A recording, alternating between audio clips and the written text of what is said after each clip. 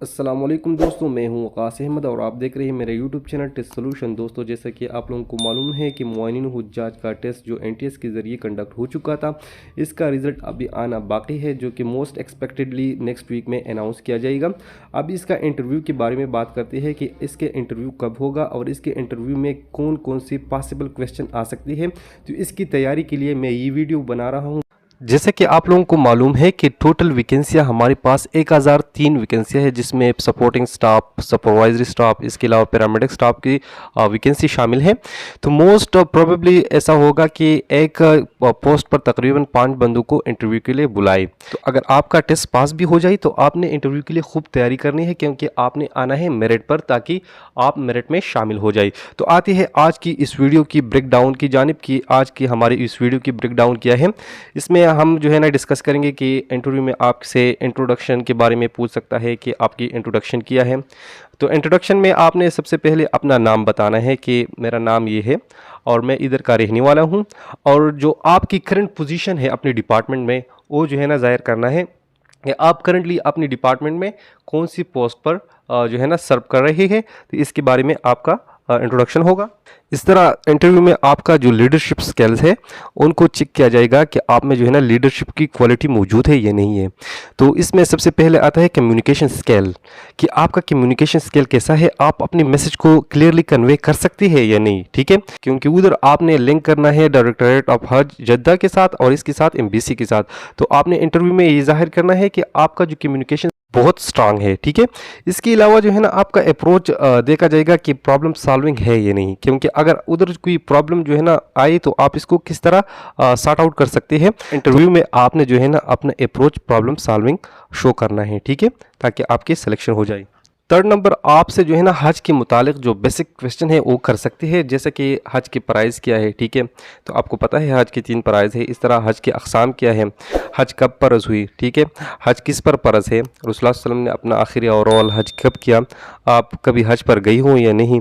ठीक है, तो इस तरह के क्वेश्चन पूछ सकते हैं, तो आपने इसके मुतालिक भी तैयारी करनी है। फोर्थ नंबर, आपसे जो है ना आपकी ड्यूटीज़ एंड रिस्पॉन्सिबिलिटी के बारे में जो है ना पूछ सकता है। ये चीज़ें बहुत लाजिमी है, ये आपको फिंगर टिप पर आनी चाहिए, क्योंकि ये जो है ना आपका असल काम है। ठीक है, तो आपको पता है कि हज के दौरान अक्सर लोगों से रास्ता भटक जाता है, तो आपका बेसिक रिस्पॉन्सिबिलिटी ये है कि इन लोगों की मदद करना है। इसके अलावा जो ज़ईफ़ुल उम्र लोग होते हैं इसकी हेल्प करना है। ठीक है, ख़वातीन हैं, जब इसका कोई महरम इसके साथ मौजूद हो, वो जो है ना गुम हो जाए, तो इसको जो है ना अपनी फैमिली के साथ किस तरह उनके साथ कोऑर्डिनेट करना है। इसके अलावा ट्रांसपोर्ट के बारे में आपको इल्म होना चाहिए कि आपने जो है ना उधर ट्रांसपोर्ट के बारे में क्या क्या काम करना है। आपने हुज्जाज के लिए ट्रांसपोर्ट का बंदोबस्त करना है, उनके लिए बसेस और ट्रेन के टिकट जो है ना उनको बुक करना है। तो ये आपकी सारी जिम्मेदारी है, ये आपको आनी चाहिए। इसके अलावा जो सुपरवाइजरी स्टाफ है, इनकी ये भी रिस्पॉन्सिबिलिटी है कि इनके मातहत जो लोग इधर से जाएंगे वो काम कर रही है या नहीं, वो अपनी ड्यूटी परफॉर्म कर रही है या नहीं, ये इनकी जिम्मेदारी है।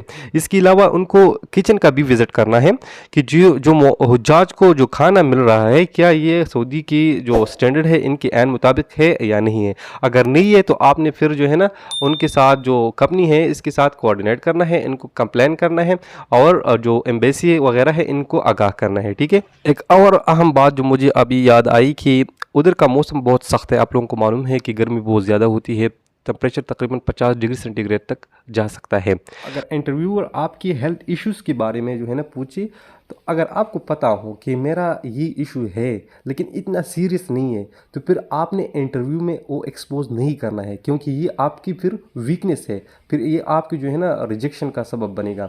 तो अगर आपको पता है कि ये इतना सीरियस इशू नहीं है, तो फिर आपने इनको जाहिर नहीं करना है। अगर मैं आपको एक बात ये भी बताता चलूँ, अगर वाकई आपको कुछ सीरियस हेल्थ इशू है, जो आपको मालूम है कि मैं जो है ना फिर ये सारे काम जो है ना परफॉर्म नहीं कर पाऊँगा, अपनी ड्यूटी को परफॉर्म नहीं कर पाऊँगा, तो आपको मेरा मशवरा है कि फिर आप न जाए, क्योंकि अगर फिर आप जाएंगे तो फिर आपको जो है ना उधर से डिपोर्ट करेगा, आपके ख़िलाफ़ महकमाना कार्रवाई भी की जा सकती है, आप पर जितनी भी अखराजात हुई है वो जो है ना वो आपसे वापस कर सकते हैं।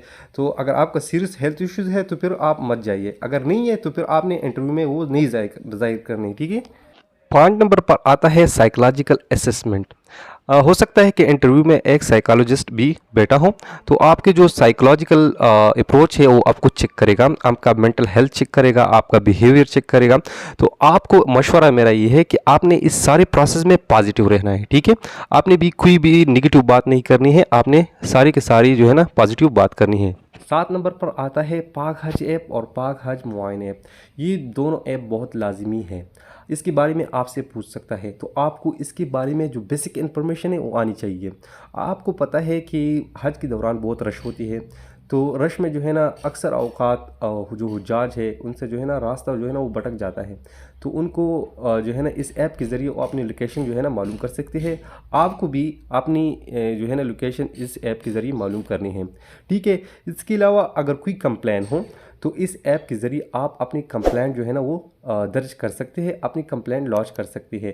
तो आपको मशवरा मेरा ये है कि इन दोनों जो ऐप है इसकी बेसिक इन्फॉर्मेशन के बारे में आपको आना चाहिए और इंटरव्यूअर आपसे पूछ सकते हैं। 8 नंबर पर आता है हज के दौरान जो मुक़द्दस मकामात है इसका नाम आपको आना चाहिए, जैसे कि मिना, मुज़दलिफ़ा, अरफात। इस तरह ये क्वेश्चन भी कर सकते हैं कि गार हिरा जो है ना कौन से पहाड़ में है, गार सूर किधर है, तो आपको इनके बारे में थोड़ी बहुत इन्फॉर्मेशन आनी चाहिए। इस तरह इंटरव्यूअर आपसे जो है ना जो मुक़द्दस मकामात है इनके दरमियान फासले के बारे में भी पूछ सकता है, जैसे कि मक्का से मिना तक कितना रास्ता है, ठीक है। तो ये तकरीबन 5 किलोमीटर है, लेकिन हज के दौरान जैसे कि आप लोगों को मालूम है कि लाखों हुज्जाज आई हुई है मुख्तलिफ ममालिक से, तो रश बहुत ज़्यादा होती है, तो पैदल इसको कवर तकरीबन 3 से 5 घंटे लग सकते हैं आपको। तो इन चीज़ों के बारे में आपको ये सारी बातें आनी चाहिए। इंटरव्यू के बारे में आपको एक अहम बात बताता चलूँ, जैसे कि आप लोगों को मालूम है कि इसके लिए तकरीबन लाखों लोगों ने अप्लाई किया है इस पोस्ट के लिए, ठीक है। तो सारे लोगों की तो एक दिन इंटरव्यू हो ही नहीं सकती, ठीक है। जब जिन लोगों का पहले इंटरव्यू हो जाएगा तो इनके एक्सपीरियंस हम आपके साथ इस चैनल पर शेयर करेंगे। तो इसलिए आप लोगों से ये दरख्वास्त की जाती है कि जिन लोगों ने अभी तक हमारे इस चैनल को सब्सक्राइब नहीं किया है तो प्लीज़ वो हमारी इस चैनल को सब्सक्राइब करें ताकि वो हमारे आने वाली वीडियो से मुस्तफ़ीद हो जाए। शुक्रिया।